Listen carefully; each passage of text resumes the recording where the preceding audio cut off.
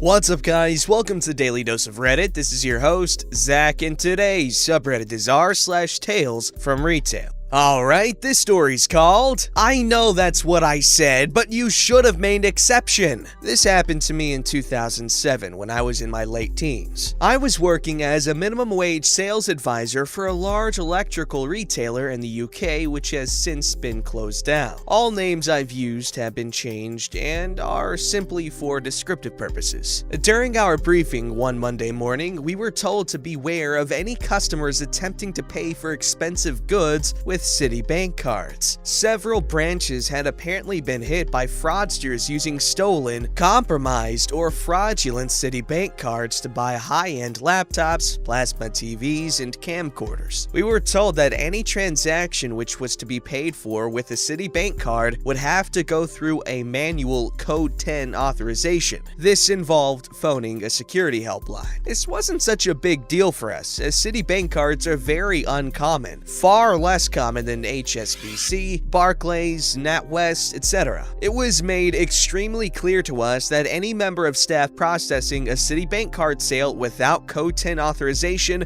would be seen as gross misconduct and could result in dismissal. It was that serious. So a few days after this meeting, I was serving a well-dressed, polite, middle-class woman in her late 40s. She explained that she was looking to buy her husband a new camera for his 50th birthday. I went over the advantages of several cameras, giving her a demonstration of them at the camera counter for about 25 minutes before she settled on a Canon EOS package, which included a second lens, a memory card, and a carry case. The whole package came to be about £1,300. There was a till at the end of the camera counter, so I processed the transaction there myself rather than having the customer walk down the front of the store. I asked for her payment card and she handed it to me. My heart sank. It was a Citibank card. This was the first time I'd seen a Citibank card.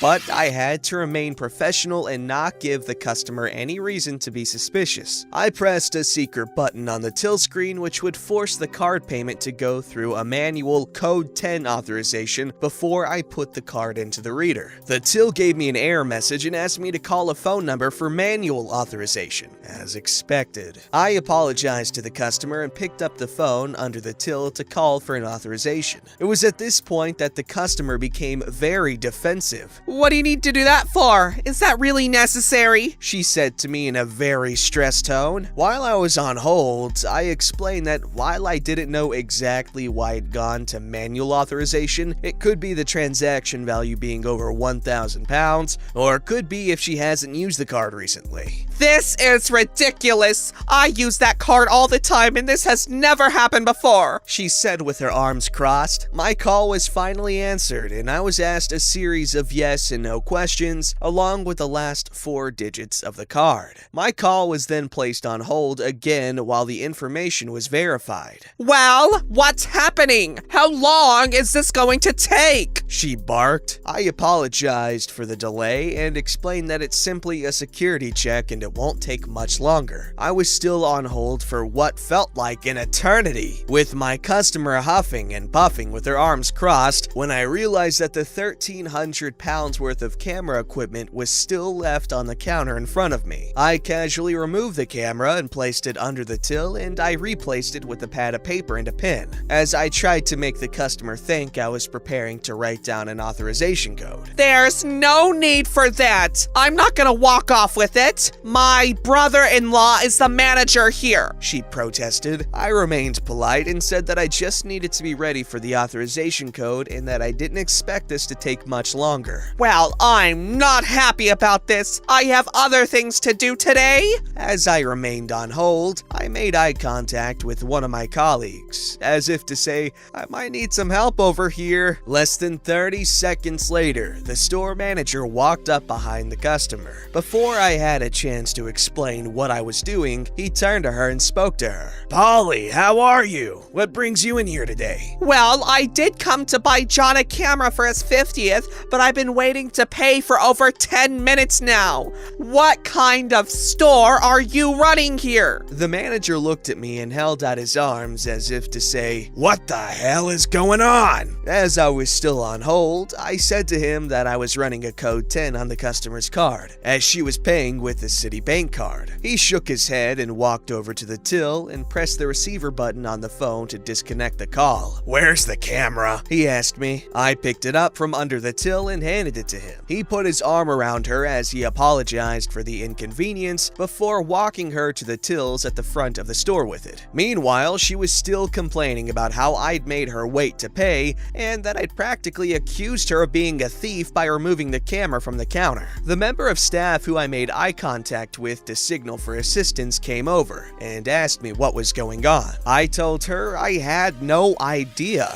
and that I was running a code 10 on her Citibank card when the manager came over and took over the sale. I remained at the back of the store and discussed the exchange with my colleague. A few minutes later, the store manager came back and asked me to follow him to the office, which I did. We sat down and he asked me what happened. I explained what happened before he walked over, and I reminded him that I was doing exactly what I was told to do in Monday's meeting. "But didn't you hear her tell you that she was my sister-in-law?" I told him that I did hear that, but under the circumstances, I had no idea if it was true or not, and so I ignored it. He sighed and leaned back in his chair before telling me I'd made him feel this small as he held out his thumb and forefinger and how I'd embarrassed him. I was shocked by this, and so I asked him if in the future I should ignore the company security procedure if the potential fraudster claims to be a friend or relative of the manager. "But she's not a fraudster! She's my sister-in-law!" So I asked him if the security advice we were all given on Monday still applied, and if it didn't, what should I do with the next customer who wants to pay with the Citibank card, but also claims to know him? "Yes, I know what I said. You should have made an exception, but it's too late now. The damage is done. Look, any more Citibank cards, just let me deal with them, all right?" I agreed to this, but I reminded him how bad it would have looked if I'd have taken her word for it and simply processed the transaction without authorization, just because she claimed to know the manager, only to later find out that she was a fraudster who had caused the store to lose £1,300. He didn't even properly reply, but just ignored what I'd said. I didn't see another Citibank card during this period of heightened security, and eventually the additional security measures were dropped a few weeks later. A couple of days later, he carried on as normal and pretended like it never happened, but I never received an apology for this incident with him. Wow, you know what? I didn't realize that my dad was a manager at an electronics store in the UK in 2007, because I'll be damned if that isn't my dad. Sorry, I like complaining about my dad, but yeah, that's absolutely ridiculous. It's one thing to get upset in the moment, even though he really shouldn't act like that as a manager, but what are you gonna do? But he should have definitely apologized after the fact, because you can tell he knew exactly how irrational he was being, but, you know, emotions, they get in the way of reasonability, if that's a word. This story's called Just Read! Ironic, teal deer. Lady doesn't want to read the sign nor pay for her crap. Crap, I just spoiled the story. Oh no, I guess we should skip it. Just kidding. I don't know about you guys, but I can't stand these customers. The ones who stare at a sign, seemingly have some kind of brain cell between their ears, and then turn to ask exactly what the sign answers. Did you not just read it? This story takes place a few months ago, prior to this whole delo during a popular holiday in my area. This holiday is very similar to Halloween, with one exception. The customers love to print labels. I honestly don't know what they do with these labels, but they really need them right that second, and no one orders them in advance or actually has any clue what they're doing, which means a lot of repetitive explaining, pointing at signs, and frustrated and angry customers. The thing is, my printing center doesn't actually have any label paper for for them to print on other than this very simple return address label which you have to order through our website. That's it. There's no magic system in our computers that can magically set up these labels to print perfectly on whatever sheet our customers find lying around their house. So if you want us to set up your design for you, that's a fee. Also, it takes like 48 hours, which they never have since they need it right now. Also, we only have 2 giant industrial-ready laser printers. If a customer brings in paper that's meant to go into an inkjet printer, a more high-quality photo-like printer, it will absolutely get demolished in that machine.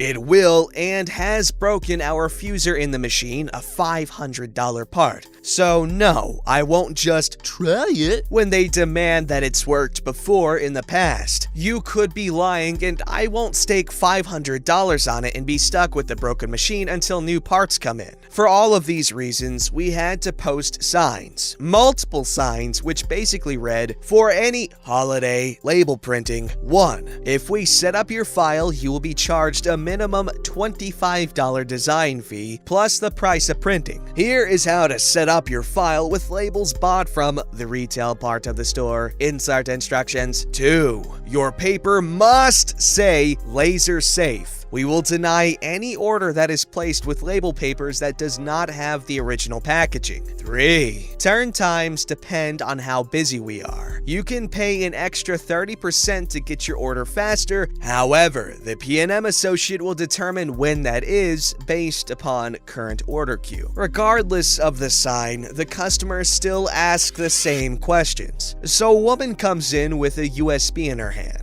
After waiting in a lengthy line, which I'm doing my best to serve as fast as possible, she's a bit huffy when it gets to her turn. Now, I've already told customers ahead of her to look at the sign regarding our labels before placing their own order. So hopefully, when she comes up, she will do the same. Nope. Here's the cast. Label lady. Me. She jabs a USB towards me because screw me, I guess. I have a picture on here I would like on 4x2 sticky paper.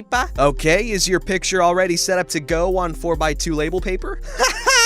I won't grab the USB stick until I know for sure she's gonna place this order. I know from experience, if I touch the damned thing, it's assumed I've accepted the job and won't charge for anything. I want sticker paper, and no, you set it up for me. While I'm saying this, I also gesture to our sign that's printed in a large format and mounted right in front of her face. Label paper is what we print on, and we charge an additional $25 fee for any setup we need to do. Also, we do not have label paper behind the counter, but you can. $25? That's absurd! You guys did it for me last time and set it up and everything. This is outrageous. Where does it say that? I literally point to the sign. You mean last holiday? That was a year ago, and the policies have changed recently. However, you can just go to this website here and... I never had to do anything like that. This is ridiculous. Regardless, this is the policy now, and I have no problem walking you through the steps on how to do it. You would just need to buy the paper from aisle... And now I've got to buy the paper too? She puts her hands on her hips and glares at me. You've always had to buy the label paper. At this point, I'm just angry and probably not doing a good job at hiding it. I interrupt her since I can tell she's just gonna argue again with me. This sign will tell you how you need to set up your files. We are a print-ready shop, as in you come in with your prints ready to go. If they are not already set up, we charge a fee for that. I want a manager or someone who knows what they're doing. They didn't charge me for this last year. I don't deserve to pay this. So I call a manager over and they don't know anything about the printing department. So my manager turns to me and asks, So, what's the policy this year? I state exactly what I told her. Okay. He repeats exactly what I said to the customer. This is ridiculous! Okay, so knowing our policy, would you still like to place this order or not? She turns around and walks away. Atta boy, Karen. Good job. You walked away, which is what you should have done when you realized You were gonna start crap! Sorry. However, I will say this in defense of people who ask about things regarding signs or straight up just asking what the sign answers like they said after literally just having read it. And honestly, as someone who does this, like, whenever I don't do it, the signs are usually not in effect anymore, or there's usually some exception to it. So I tend to ask to make sure that it is actually true and still in effect, and they didn't just forget to take it down or whatever reason, just to be safe. This story's called Sometimes It Just Sneaks Out. You always think of the best responses to people after the fact. Sometimes, though, the proper response just slips out. This time, it just did. So I'm working at a big box type store. You get all kinds of Karen-like people. We sold, as one category, ready-to-assemble furniture. Think Bush, O'Sullivan, Solder Office and Home Entertainment. The furniture pieces sometimes came in different colors: oakwood grain, black, white, etc. Naturally, people would ask if we sold the item in another color. So I get called to the furniture department and the following conversation. Hi, what can I help you with today? I want this Furniture item. but I want it in black. I'm sorry, we don't sell it in black. You don't? Does your other nearby store location have it? Fast forward through me making a phone call! No, they don't. So when will you get black back in? Don't expect to. We've never carried it in black. Can you order it or can I get a rain check? I can't rain check an item we don't carry. I also can't order it from my warehouse because they don't have it either, as we've never carried it in black. When will you start carrying it in black? We may never carry it in black. If we do, I'll know when they ship it to me. But up to now, we've never carried it in black. Why do you keep saying that? What? We've never carried it in black? Yes, why do you keep saying it? 'Cause it's true, and the truth sounds the same every time you say it. She stares daggers. There was more inconsequential conversation, but this was the important bit. Sorry if it was boring, but someone has to write the drivel that other stories rise above. Hey now, don't you dare say stuff like that, because this is a good story, and very, very accurate as to the type of stuff one in retail may deal with when working in retail. Because this was r/Tales from... What are we talking about? Don't forget to like, subscribe, and hit that bell to never miss an episode.